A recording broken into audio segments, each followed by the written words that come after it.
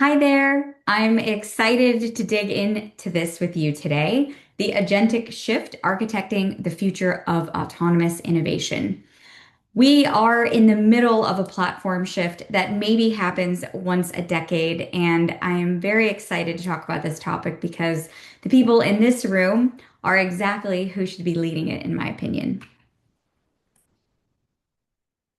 So you've probably seen these ads or billboards everywhere. I have the fortunate privilege of living in San Francisco with probably the single most highest concentration of AI billboards and tech billboards. But for any of you that have seen these signs, a lot of it can seem like noise, but I really wanted to cut through that today and talk about what does what is an AI agent? What does agentic AI actually mean and why it's one of the most important shifts happening right now and where you fit into it? So what we're going to cover is what is agentic AI, why it's different from before, why now, and how we can position ourselves as architects and not bystanders.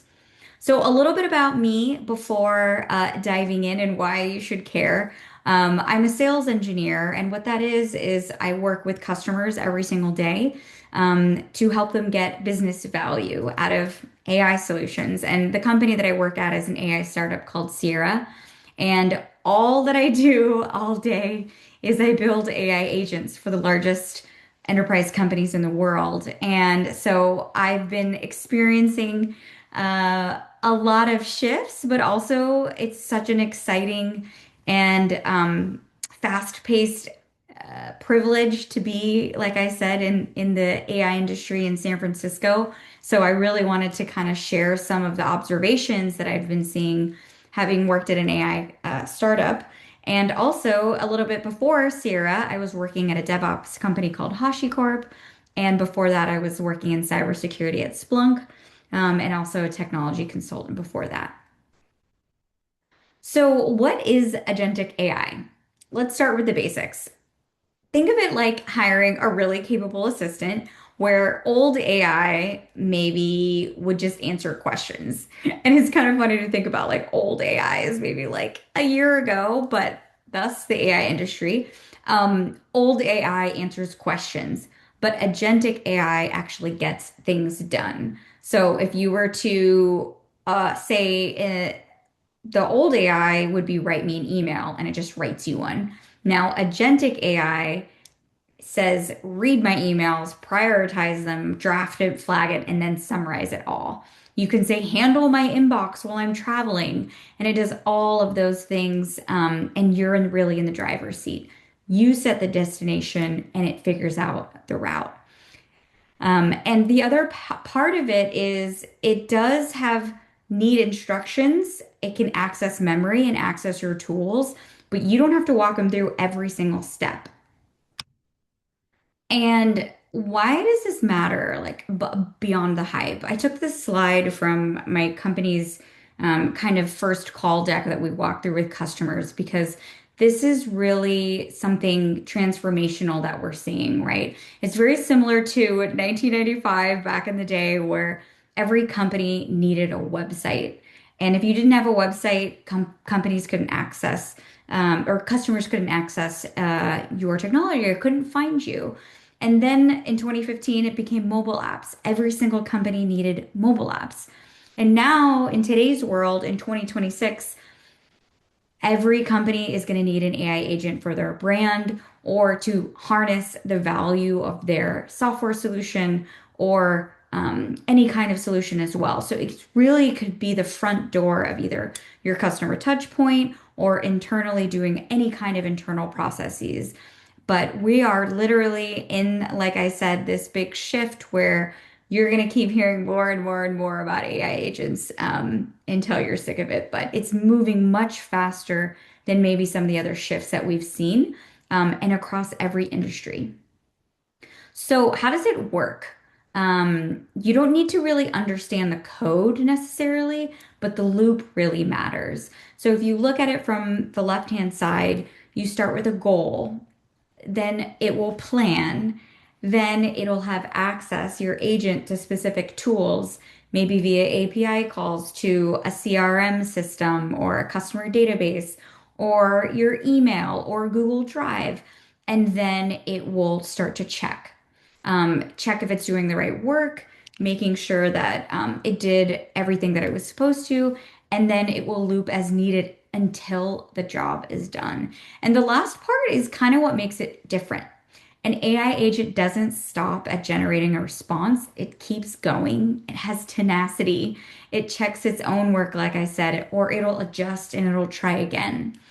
And at the bottom here, you can see some examples. Like these are real examples, like a sales team saying, analyze the pipeline, send me a weekly summary, but do it every Monday.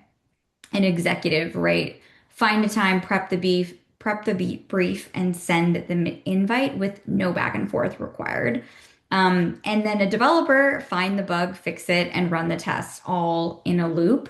And the agent can actually ship a working fix, not just a suggestion.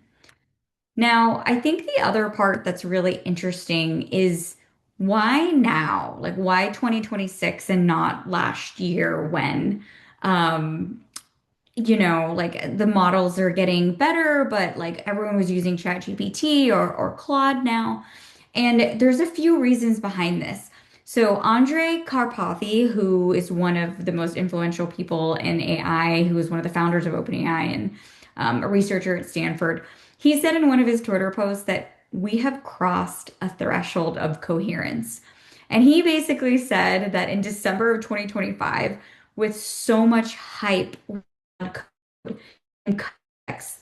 It's really the model just so much better at reasoning, and we can now LMs can do more complex, multi-step, ambiguous problem, not just pattern matching to a single answer. Other things that they can do is like processing power is not as expensive as it used to be. Still definitely an issue, but you can do longer runs and sustain multi-step tasks over minutes or hours. So what used to take, days to run a search can now take minutes, or you can have a really complex workflow and let it go off for 10 hours and have it be done when you get back. The other one is tools use.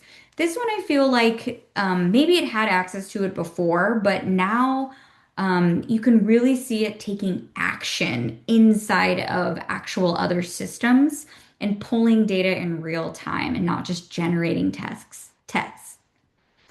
And then lastly, the guardrails. And this is where I think it's kind of fascinating as well, is that people are starting to trust AI to do more because there's better guardrails in place.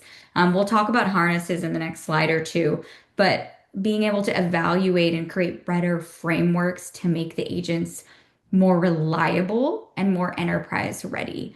And so it's really just about the agents are getting really good to do real work reliably.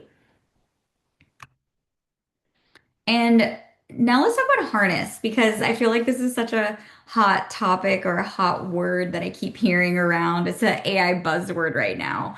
And a harness is everything around the AI agent that makes it work, essentially.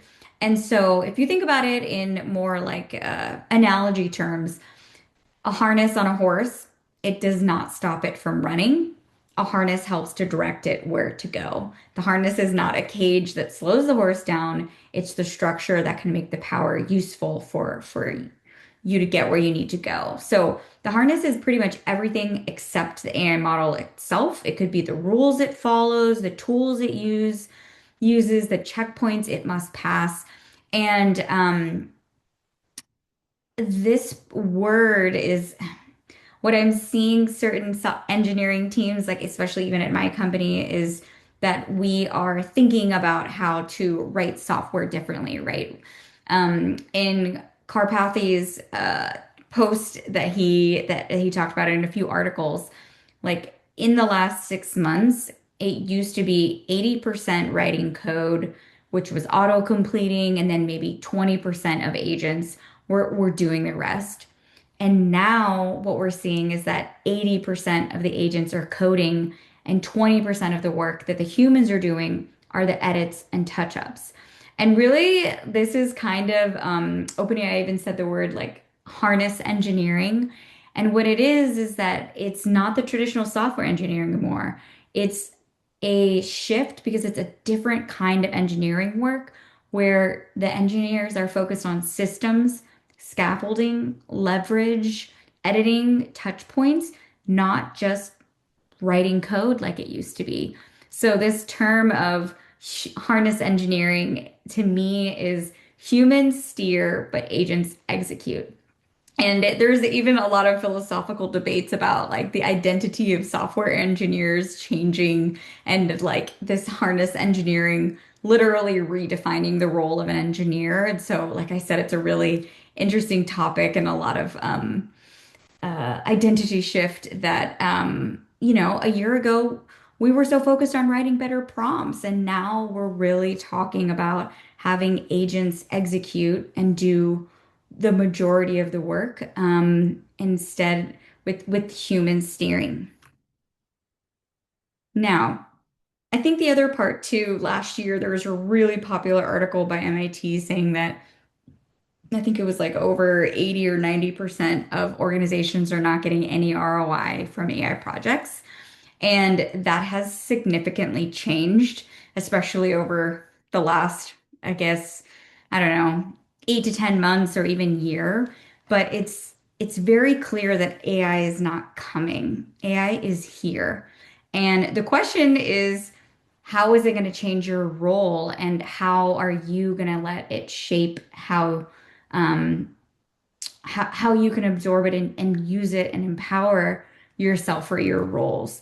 Because this is not just like a Silicon Valley story, right? Anthropic put out a report that 50% of companies are already using agents for multi-step workflows, not pilots, in production, real workflows, and 80% of companies are getting measurable ROI.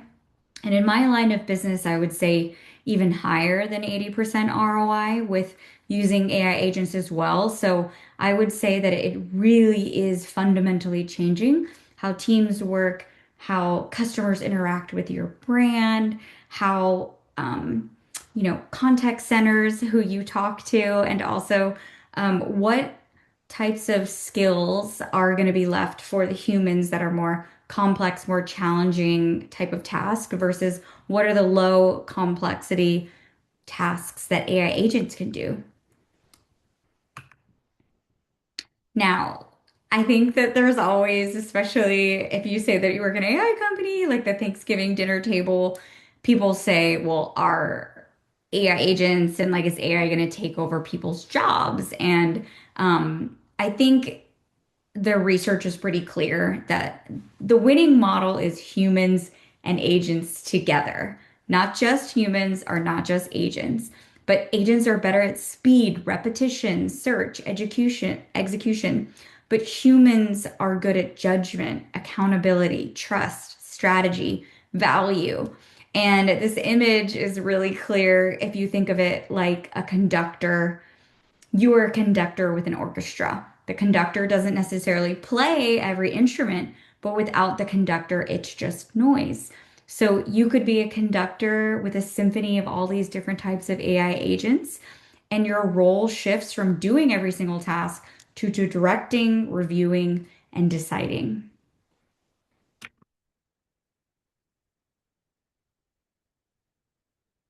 So, what do we do starting now? Now that we're in this shift, it's happening right around us. I think it's really important, especially as women, where um, a lot of us get kind of put into certain roles where we do some of the more traditional work, like taking notes or communicating or making sure people stay informed. And I think that's really going to change. I think my advice would be stop doing less glue work and saying no to things that don't matter. Because if AI can do it, let AI do it. Use the time that AI is giving you to reclaim that time to do things that only you can do, like things that require high judgment, strategy, relationships. And I think the other thing that's really important is that if you're not experimenting with AI tools now, even if it's imperfectly, you really have to start using it because fluency compounds. Like the engineers who moved from manual coding to directing AI agents didn't do it by waiting until the tools were perfect. They learned by doing, and we all should too. So maybe pick one workflow this week and ask, could AI handle this? Try it. There's certain tools like Claude Code, which is definitely a lot more geared for non-technical users. There's also tons of tutorials around Claude Code for non-technical users, things like that. So, and the third thing I would say, and this kind of ties into the first one, is seek roles and projects that give you visibility in what to build, not just the execution, but direction. The most valuable seat at the table right now is the one where someone decides what AI should optimize for, what success looks like, what guardrails it needs. And that's a judgment seat. And so I really recommend looking and trying to position yourself for those types of roles and to go find it. And then lastly, be a creator and decision maker, not just a user. The window, to get ahead of the shift is exactly right now, while the field is still early. And the people who built expertise and visibility during this, mobile era before became the trusted voices of that era. And we are at this exact inflection point with agentic AI. I also want to give a shout out to an organization, a nonprofit called Women Defining AI. And that was one of the organizations that I used to upskill myself, where there were a lot of micro tutorials and lessons that were really geared for people that have busy day lives and didn't want to pay thousands of dollars for some week-long boot camp that you might not use. So that's a great resource I highly recommend checking out. And then lastly, what are the takeaways from today? What do I want you to remember? Agentic AI acts, it doesn't just answer. Reliable AI needs a system around it, not just a good prompt. And the people who build AI decide what it values. So your voice will really matter and matters in this room. So please take up space. And that ties into the third part, which is, ask your team where an agent could save 2 hours of work and don't settle for being a passive user. Find the rooms where AI decisions are being made and get in them, even if it's just to see, what it does. But make sure you're experimenting and trying with AI tools because the shift is happening. AI is here. And the only question is whether you're at the table when the decisions get made or not. And you don't need an invitation. Build the expertise, take up space, and help make sure that AI is shaping the next decade that reflects all of us. Um, and with that, I will close. And I have a bunch of references here as well. But if you have any questions, find me on LinkedIn, and I hope you found this helpful.